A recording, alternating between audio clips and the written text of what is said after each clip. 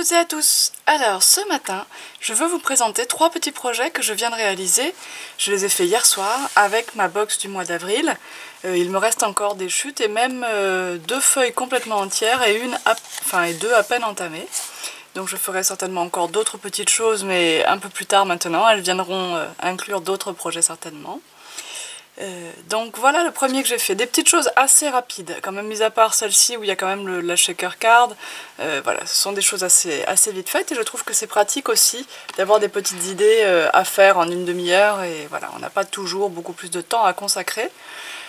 Ici, un petit, d'ailleurs je vois que sur celui-là j'ai déjà un petit strass qui est parti, il vaut mieux les coller hein, les strass. J'en avais mis un ici, il faudrait que je rajoute un petit point de colle.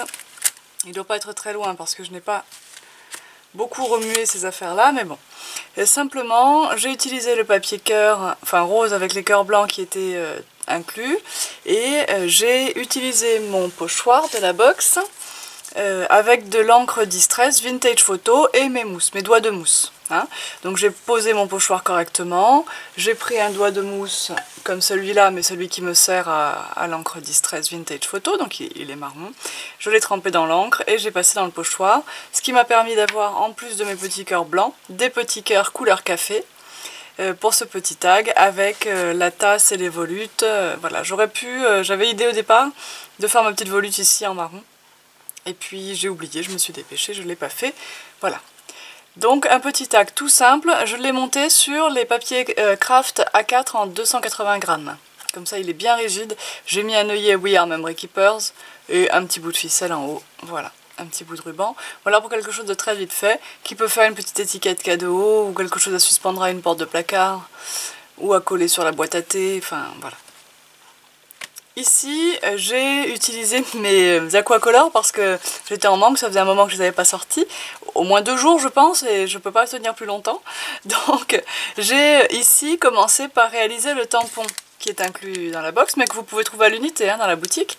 Donc j'ai utilisé les tasses, je l'ai fait sur du papier blanc. Hein. Donc j'ai tamponné ma tasse avec de l'encre Memento noire. Et j'ai ensuite utilisé mon scotch post-it, donc ça je le trouve chez Dactyle Bureau, moi chez moi, vous en trouverez sûrement en magasin de papeterie spécialisé, donc c'est du post-it qui colle partout. J'ai réalisé la tasse également là-dessus, et puis j'ai découpé, comme ça m'a fait un masque de ma tasse, et ce masque de ma tasse, je l'ai posé sur mon tamponnage initial, pour le protéger de tout ce que j'allais faire après. D'ailleurs vous voyez ici, normalement il y a encore une petite ligne blanche, vous voyez, parce que je n'avais pas posé le masque exactement au bon endroit. Et ensuite je suis venue pchiter, alors pour ça j'ai utilisé différents aquacolors. J'ai commencé par le violet, c'est pour ça que j'ai mis du violet ensuite dans la fleur. J'ai ensuite ajouté, alors que je dise pas de bêtises, le rose vif. Puis j'ai ajouté le or, et en dernier lieu j'ai quand même ajouté un peu de bronze car je ne peux pas m'en passer, mais j'ai essuyé un petit peu pour qu'il ne se voit pas trop. Voilà, j'ai tamponné ensuite avec mon sopalin, et voilà, toutes ces couleurs se sont bien mélangées pour un tag avec un joli fond nuancé et irisé. Et évidemment ça n'a pas altéré la partie de mon tampon. J'ai ensuite réalisé le mot Tea Time, puisque vous vous souvenez dans la dernière vidéo, je vous expliquais que j'avais découpé, moi je l'ai séparé le mot Tea Time de la théière, comme ça je peux l'utiliser tout seul. Donc je l'ai utilisé ici, et je l'ai recouvert de Crystal Drop 3D transparent.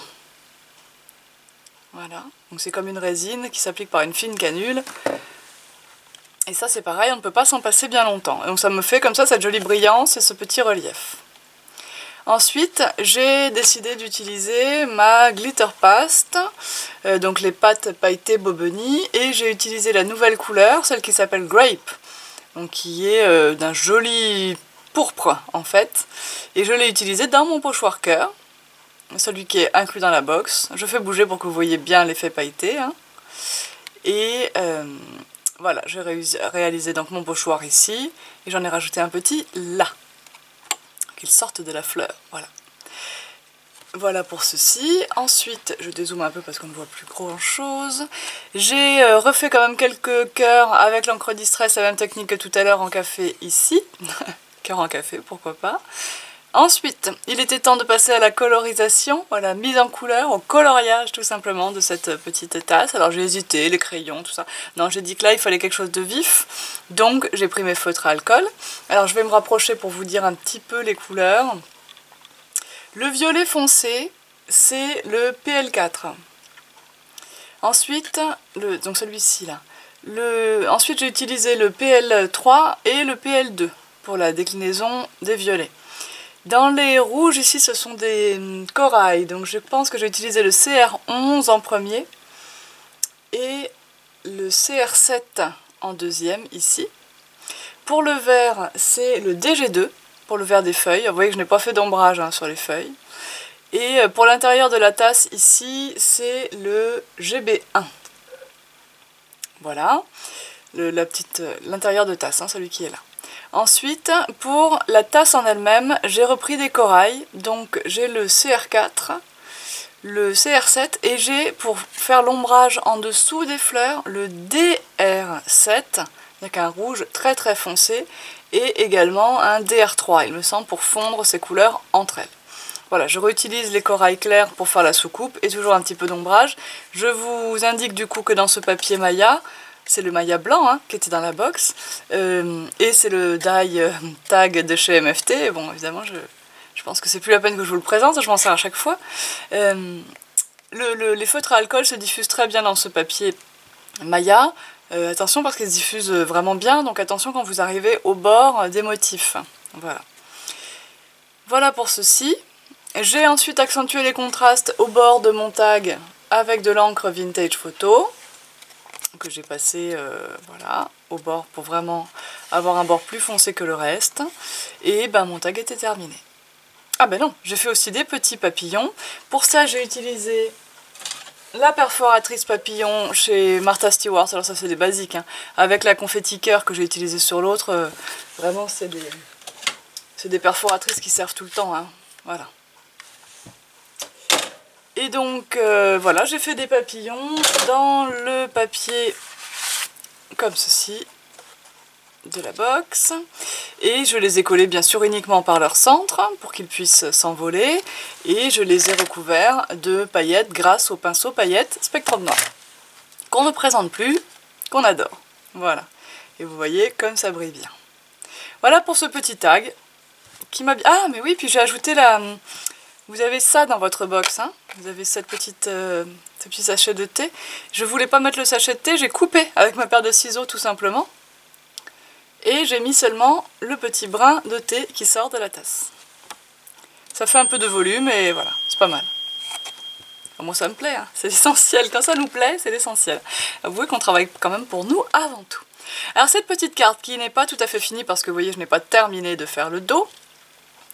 Un petit peu plus d'astuces et puis une petite partie vidéo tout à l'heure là juste à la suite pour vous montrer les étapes exactes de la shaker card. Voilà. Donc ici j'ai pris un papier craft 280 grammes pour servir de base de carte. C'était une chute.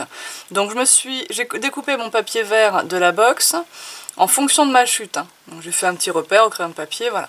J'ai collé l'enseigne. Sur l'enseigne, j'ai à tâtons réalisé, un peu comme l'a fait Laetitia dans sa vidéo avec son petit tableau, j'ai découpé vraiment ce qui correspond, une petite enseigne toute neuve, ce qui correspond à l'intérieur de la pancarte, à l'intérieur du petit trait de gravure. Voilà, j'ai découpé cette partie-là, donc en y allant progressivement avec mes ciseaux, on ne peut pas faire de repères, donc voilà, avec dans le papier rose à cœur.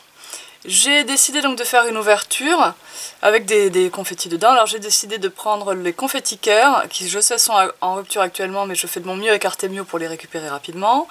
Et les étoiles holographiques qui sont tout simplement magiques. Vraiment elles brillent, elles, c'est génial. Et un petit bout d'acétate bien sûr qui est fourni dans la box. J'ai utilisé des die de découpe. Et je vous montre comment j'ai réalisé cette demi-ouverture ronde dans la petite partie technique tout à l'heure. Les petits cœurs ici sont issus de la même feuille cœur avec la perforatrice que je vous ai montré à l'instant. Et j'ai passé autour un petit coup de feutre noir, je les ai simplement... Voilà, j'ai fait le contour avec mon petit feutre marron, pardon, Stabilo, un petit feutre tout fin comme ça là. Pour les faire ressortir un petit peu, puis j'ai ajouté des strass. J'ai fait une découpe d'un die MFT avec bord faussement déchiré, vous pourriez très bien les déchirer à la main, ça irait pareil. J'ai mis un petit mot je pense à toi, c'est une planche de tampon Artemio qui est disponible dans la boutique. Et j'ai mis des petits strass un peu partout, voilà, puisque cette carte est bois et rose. Ici, ma sucette. Donc vous l'avez dans votre box, alors j'en ai plus sous la main, vous l'avez tout en bois dans la box bien sûr. Je l'ai coloriée avec mes feutres aquarellables. Et ensuite, une fois coloriée, j'ai pris un rose et un violet, hein. Je me suis pas vraiment cassé la tête. Les petits pois, je les ai passés en violet. Et le reste, j'avais fait en rose. Le contour, je l'ai fait en violet. La tige et les bords du ruban en violet. L'intérieur du ruban en rose. Voilà, tout simplement. Et puis, j'ai ensuite, si je zoome, ce sera bien mieux que si je lève ma main comme ça. Voilà.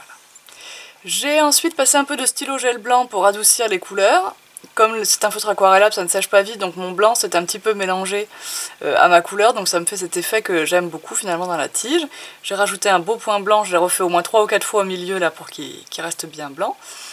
Et j'ai passé du Crystal Drop transparent sur la sucette pour lui donner cet effet glacé des bonbons. Et ce matin, mon Crystal Drop était sec, j'ai ajouté des pois blancs sur le Crystal Drop avec mon stylo gel blanc toujours. Toujours le stylo gel. Hein, n'importe quel stylo gel de toute façon, pas vous inquiéter, c'est toujours la même chose. Et voilà. Et j'ai collé un petit nœud marron ici avec un point de colle. Donc je vous montre tout de suite après comment j'ai fait la shaker card. Je vous indique quand même que pour faire des shaker cards rondes, l'idéal c'est quand même d'utiliser la mousse, bien sûr, la mousse, la craie mousse là pour faire votre fond, hein, comme ça. Hop, je dézoome. La craie à mousse donc pour faire le fond de la shaker, mais vous voyez que j'ai fait des raccords hein, pour pas trop gaspiller mes chutes. Et puis c'est bien de l'enduire de stick it des deux côtés, vous savez cet autocollant double face.